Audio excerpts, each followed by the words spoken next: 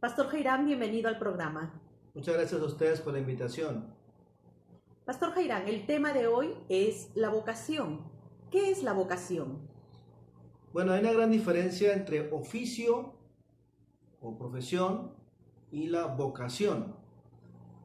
La vocación realmente es lo que la persona desde muy pequeño ha sentido, procede de su interior, de su corazón, y es ese impulso personal que cada uno tiene para ocuparse en la vida en alguna cosa. Por ejemplo, hay gente que siempre ha soñado con ser mecánicos. Hay gente que siempre ha soñado con tener su propia empresa de cárnicos. Hay gente que siempre ha soñado trabajar en el campo, ser veterinario, o ser pintor, o ser cantante, ¿no? Eso es una vocación. Y es algo que la gente va adquiriendo a través de los años, a través de experiencias personales. Es un proceso de toda la vida que se debe de tomar una decisión, generalmente en el tiempo de adolescencia, cuando ya va terminando el colegio. Entonces allí toman una decisión y tienen que decidirse por la profesión. Entonces cuando hablamos de la vocación, estamos hablando de lo que la persona quiere, anhela en su corazón, y es esa pasión que tiene cada persona por lograr ser lo que siempre ha deseado ser. Eso es una vocación. Pastor Jairán, ¿cómo podemos guiar a los jóvenes en la carrera correcta? Bueno, justamente tiene que ver con ese tema, ¿no? Porque llegado a la etapa de colegio, muchos jóvenes deben tomar una decisión y tienen que decidir qué carrera van a estudiar. Entonces, en mi caso yo recuerdo que cuando estaba en el colegio estudiando, en los colegios, en algunos colegios, por ejemplo en el mío en Colombia, venían universidades al colegio, hablaban con la rectora del colegio y traían las propuestas académicas.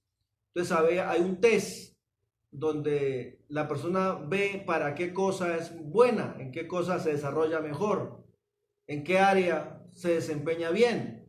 Ahora, dentro de los test psicológicos para los niños, sabemos que ya hay un tiempo que Howard Gardner hizo un postulado, una teoría sobre la mente, y él hablaba justamente de que habían inteligencias múltiples, que son esas tendencias naturales, como ese don, ese talento que cada cual tiene. Él las separó en 8 que estaban de alguna manera interrelacionadas. Y él estuvo hablando de la inteligencia visoespacial, que es esa persona que puede tener esa capacidad de ver el mundo de manera tridimensional, esa persona que tiene inteligencia lingüística o inteligencia verbal. Allí salen muchas personas que son poetas, y aparecen también personas que tienen facilidades para las letras, facilidades para aprender idiomas. La inteligencia lógico-matemática, allí nacen muchos científicos que tienen ese don. La inteligencia corporal sinestésica, que es esa capacidad física. Podemos hablar de Michael Jordan, podemos hablar de jugadores de fútbol importantes, gente que manejan excelentemente el cuerpo. Inteligencia musical, como la de grandes artistas históricos, Mozart, Beethoven, gente que desde niños desarrolló la capacidad de la música y naturalmente lo aprenden muy fácilmente. Hay gente que no puede llevar el ritmo ni siquiera con las palmas de una canción. Cuando están bailando, parece que tuvieran 2 pies izquierdos, siempre van al trascompás, y eso es algo que no está desarrollado en ellos de manera natural. La sexta es la inteligencia intrapersonal, que es la gente que tiene la capacidad de sentir como otros. De allí vienen muchos buenos psicólogos, incluso muy buenos políticos también. La gente que son la inteligencia intrapersonal, o que habla de aspectos internos, aspectos emocionales, gente que desarrolla muy bien esta área también. Y la última es la inteligencia naturalista, donde gente que desde muy pequeños se entienden los animales, se desempeñan bien en la parte natural. Hay gente que son buenos veterinarios, gente que traen conservación de bosques, conservación del océano, conservación de los ríos. Entonces, de alguna manera desde la etapa preescolar, escolar, ya se van despuntando ese tipo de inteligencias. Entonces, ¿cómo ayudamos a los jóvenes en el proceso? Ya después de los 12 años hay que ir mirando justamente la decisión que van a tomar. Y después de los 12 años los padres deben apoyar a sus hijos en este proceso. Hay que entender algo importante. Hay que entender que muchos padres a veces desean consolidar los sueños que ellos tienen a través de los hijos. Ejemplo, hay papás que fueron futbolistas frustrados. Entonces meten de cabeza a los hijos en el club para que aprendan y jueguen deporte, ganen torneos, y a veces los chicos lo hacen porque los papás los obligan. Esos son aquellos que en el proceso de una carrera, por ejemplo, universitaria, si el papá nunca fue médico y quiso ser médico, mete a su hijo para que estudie medicina, y a veces el chico no le gusta la medicina, le gusta la música, o le gusta el arte, le gusta la canción, le gusta otra carrera, y a veces hay jóvenes que acaban la carrera, terminan, traen su diploma, su título, y le dicen, aquí está papá, su título, ya te cumplí a ti. Y se retiran y hacen otra cosa. O es aquellos jóvenes que en el proceso de la carrera llevan 1, 2, 3 semestres y se retiran porque no les gusta la carrera, nunca les apasionó la carrera. Pero es importante hablar de la vocación, y los padres tienen que ir entendiendo que ese es un proceso que los jóvenes van llevando y que se va madurando progresivamente a través de experiencias, pequeños talleres, grupos, pero sobre todo el apoyo y el acompañamiento continuo de los padres.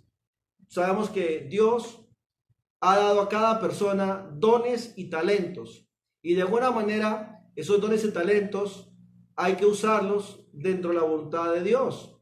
Cuando usted descubre su don y su talento que cada uno tiene y es único en la vida, y uno lo hace una profesión, termina siendo un excelente profesional.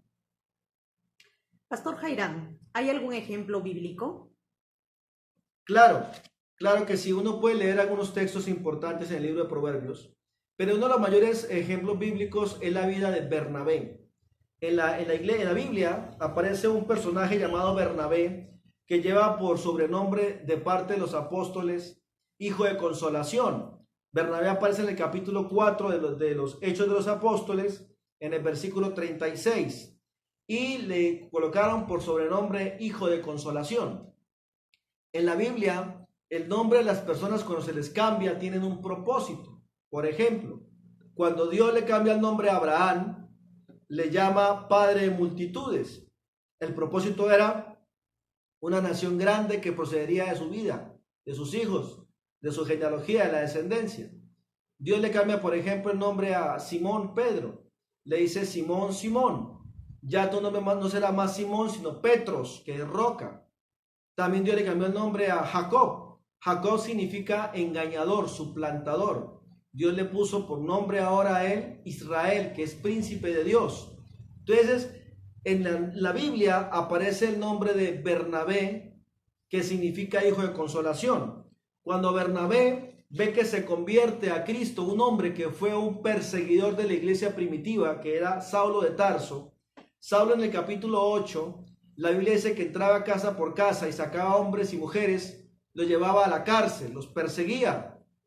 La Biblia dice que este hombre se convierte al Señor Jesucristo, tuvo una experiencia con Dios, y Saulo era rechazado inicialmente por todos los discípulos porque intentó juntarse con ellos y le tenían miedo, porque creían que era una trampa, no le creían que era creyente. Cuando intentó irse al otro grupo al cual él pertenecía y hablar, lo rechazaron los judíos e intentaron matarlo. Cuando quiso predicar a los paganos, también lo odiaron. Entonces como que no estaba ubicado. Muchos jóvenes en casa también están desubicados. Necesitan la consolación de sus padres.